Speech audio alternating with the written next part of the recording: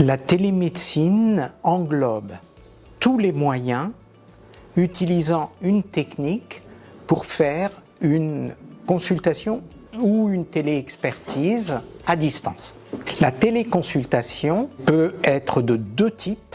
Une téléconsultation par une interface audiovisuelle avec un logiciel intermédiaire qui permet, soit c'est du téléconseil, ça peut être un suivi psychothérapique simple. L'autre aspect, c'est une téléconsultation avec du matériel qui est dans une télécabine et que le patient lui-même utilise en fonction de ce que lui demande le téléconsultant. Il y a aussi le niveau au-dessus que nous enseignons ici à la faculté de médecine, qui est la téléconsultation assistée avec un chariot de téléconsultation et à côté un soignant qui aide le médecin à distance à effectuer les actes de téléconsultation, de consultation.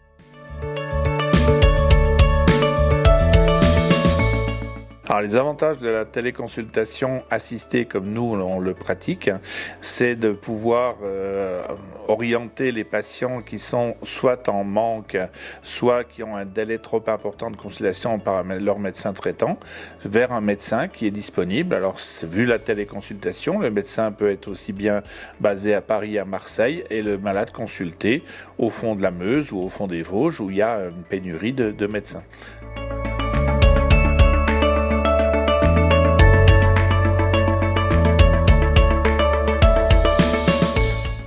Ça permet aussi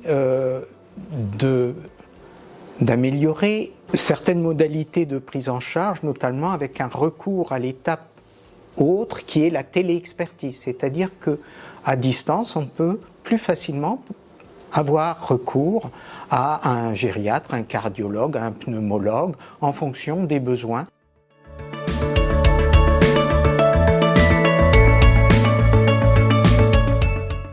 Pour moi, c'est l'application des bonnes pratiques médicales. Déjà, connaître le non réalisable par une téléconsultation.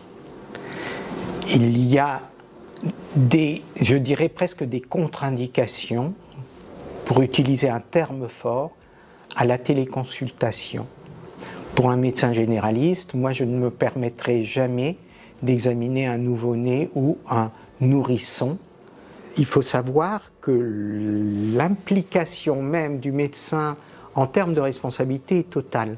Je prends quelques exemples de dérives potentielles. C'est un patient qui vient pour un traitement de substitution qui me demande une prescription d'opiacés que je ne connais pas et qui revient régulièrement avec la demande récurrente.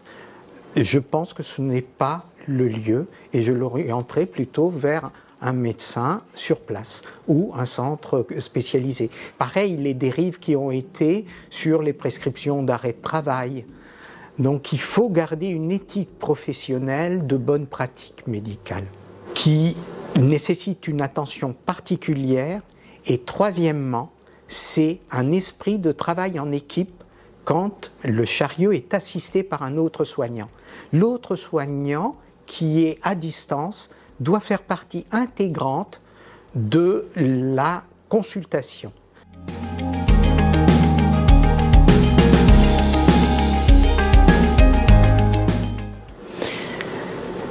La première, c'est s'approprier le matériel pour s'en détacher totalement. C'est-à-dire que quand je connais le matériel que j'utilise tant à distance qu'en local, je peux plus facilement me concentrer sur la consultation elle-même. Deuxième chose, c'est l'approche communicationnelle avec le patient qui nécessite une attention particulière. Et troisièmement, c'est un esprit de travail en équipe quand le chariot est assisté par un autre soignant.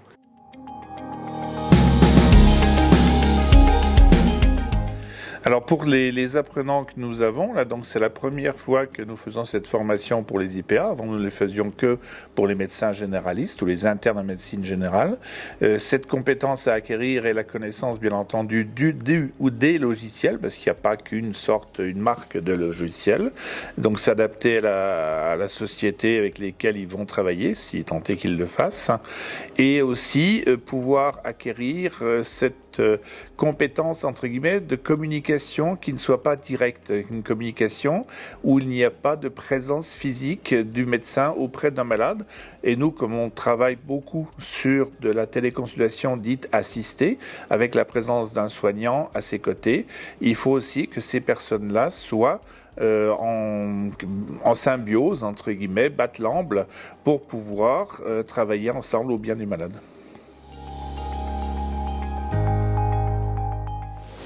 Les IPA aussi vont consulter, peuvent consulter des patients dont le médecin traitant aura confié la prise en charge dans le suivi d'une pathologie chronique stabilisée à l'IPA. Elle peut avoir un recours à une téléexpertise à distance, c'est-à-dire elle peut contacter, ou le médecin généraliste traitant, ou le diabétologue, ou le néphrologue, en fonction des besoins qu'elle aura ressentis dans la prise en charge.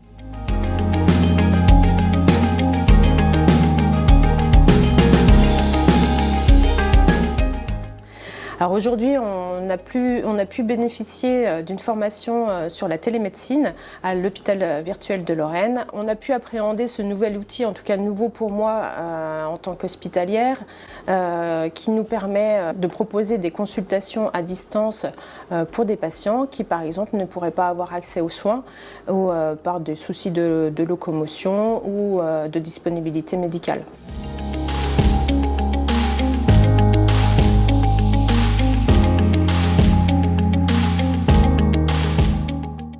Alors le premier exemple qui me vient à l'esprit, ce serait pour un patient, par exemple, qui serait en EHPAD ou en maison de santé et qui ne pourrait pas se rendre à l'hôpital pour une consultation ou IPA ou médicale, pour lequel on pourrait proposer, grâce à cet outil, une consultation de qualité avec différents outils comme l'électrocardiogramme ou l'otoscope, le stéthoscope, et donc permettre à ce patient de bénéficier d'une consultation.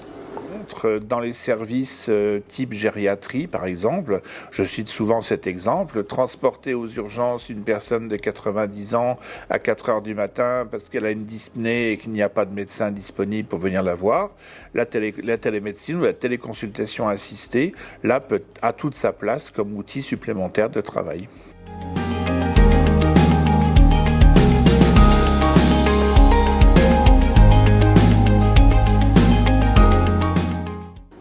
Alors, déjà de découvrir l'outil en lui-même, moi c'est quelque chose que je ne connaissais pas du tout en tant qu'hospitalière. Effectivement, le fait de voir l'outil, de le manipuler et virtuellement de créer une consultation est très intéressant.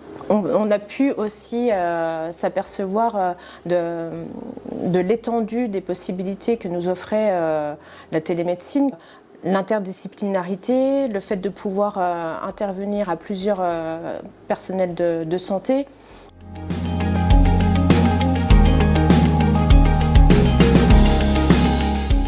Les compétences attendues d'une IPA pour la télémédecine sont exactement les mêmes que pour une consultation en présentiel.